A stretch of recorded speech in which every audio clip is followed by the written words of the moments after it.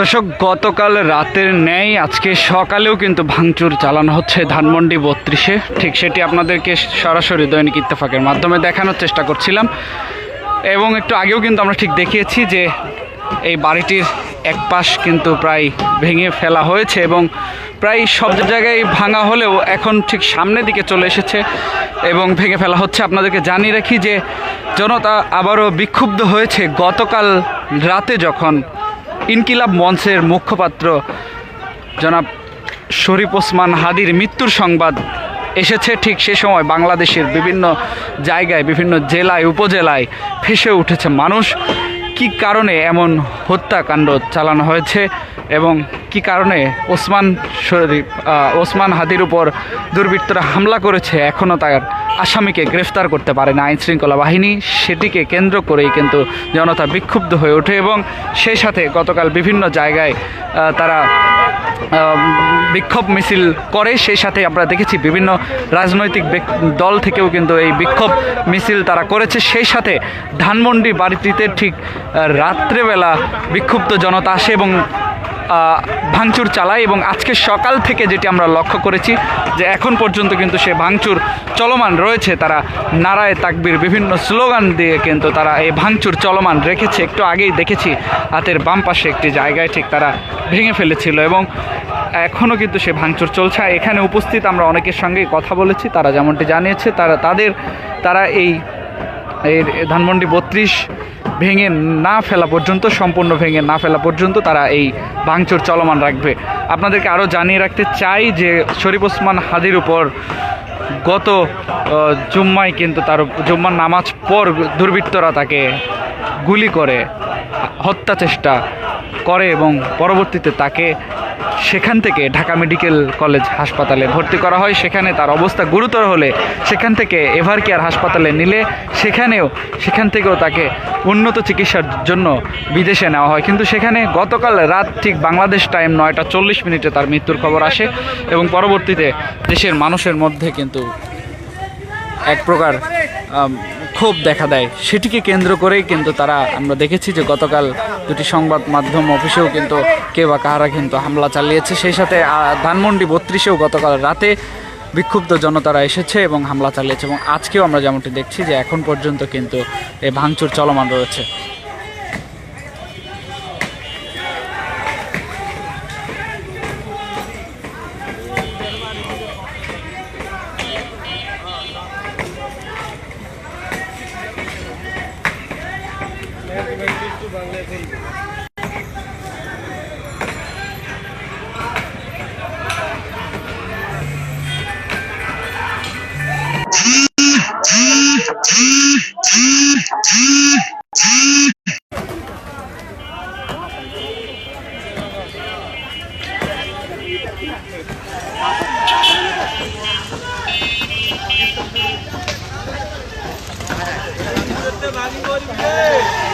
শরীফ ওসমান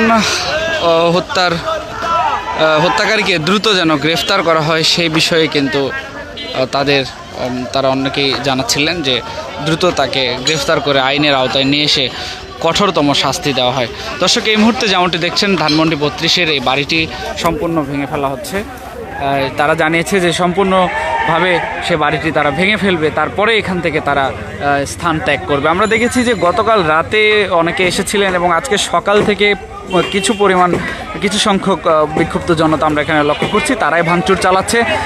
ধীরে ধীরে কিন্তু অনেকে স্থান কিন্তু তারা ত্যাগ করেছে, তবে কিছু সংখ্যক বিক্ষুব্ধ জনতা এখন পর্যন্ত এখানে রয়েছে। তাদের দাবি হচ্ছে তারা এই নিশানাটি সাবেক প্রধানমন্ত্রী শেখ হাসিনার যে নিশানা ছিল সেটি তারা সম্পূর্ণ ভেঙে ফেলতে চায় এবং তারপরে তারা এখান থেকে চলে যেতে চায়, এমনটি কিন্তু তাদের সঙ্গে আমরা কথা বলে জেনেছি। আপনারা জানেন যে গতকাল রাতে কিন্তু বিভিন্ন জায়গায় কিন্তু বিক্ষোভ মিছিল হয়েছে। সেই সাথে আমরা দেখেছি যে জনতার মধ্যে এক প্রকার ক্ষোভ সৃষ্টি হয়েছে যে এমন একটি ন্যাক্কারজনক ঘটনাকে তারা তীব্র নিন্দা জানিয়েছেন এবং দ্রুত তারা এই শরীফ ওসমান হাদির হত্যাকাণ্ডের পেছনে যারা জড়িত তাদেরকে গ্রেফতারের কথা জানিয়েছে।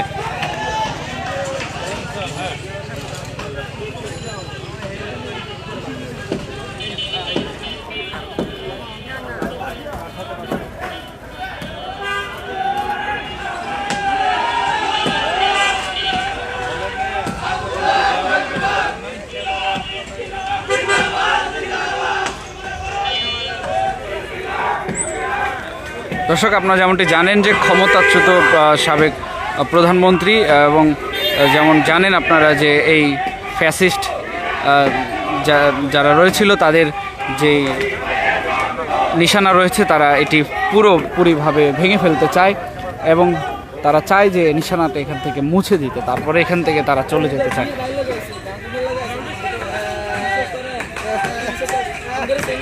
আমি জানি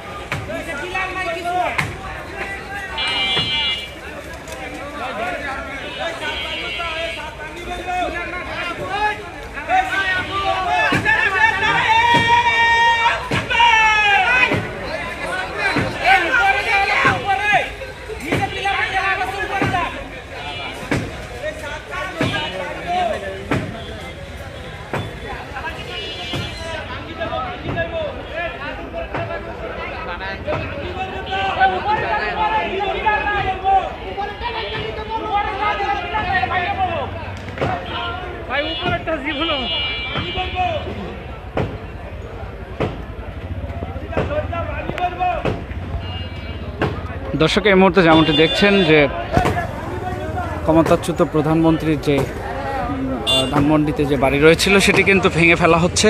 গতকাল রাতেও কিন্তু ঠিক ভাঙচুর চালানো হয়েছে এবং আজকে সকাল থেকেই আমরা দেখছি যে বিক্ষুব্ধ জনতারা এখানে ভাঙচুর চালাচ্ছে। তারা জানিয়েছে যে সম্পূর্ণভাবে তারা এটি ভেঙে ফেলতে চায় এবং তারা আরেকটি বিষয় জানাচ্ছিলেন যে শরীফ ওসমান হাদির উপর যারা হামলা করেছে সেই হামলাকারীদের দ্রুত গ্রেফতার করে আইনের আওতায় এনে সর্বোচ্চ শাস্তি যেন দেওয়া হয় সেই বিষয়ে কিন্তু তারা জানাচ্ছিলেন। এবং সেই সাথে আপনাদেরকে জানিয়ে রাখি যে গতকাল রাত বাংলাদেশ টাইম 9:40 কিন্তু শরীফ ওসমান হাদির মৃত্যু হয় বিদেশে এবং সেখান থেকে তার সেই খবর আসামাত্র বাংলাদেশে যারা সাধারণ মানুষ রয়েছে তাদের মধ্যে কিন্তু এক প্রকার ক্ষোভ সৃষ্টি হয় যে এমন একটি নেক্কারজনক ঘটনাকে কেন্দ্র করে আমরা দেখেছি বিভিন্ন দলের নেতাকর্মীরাও কিন্তু এই বিক্ষোভ মিছিল বের করেছে, বিভিন্ন জায়গায় তীব্র নিন্দা জানিয়েছেন অনেকে এবং অনেকের মধ্যে কিন্তু শোক কাজ করছে যে এমন একটি ঘটনাকে কেন্দ্র করে। এবং আমরা দেখেছি গতকাল রাতেও এখানে কিন্তু ভাঙচুর চালানো হয়েছে এবং আজকে সকাল থেকেও আমরা দেখছি যে ভাঙচুর চলমান রয়েছে।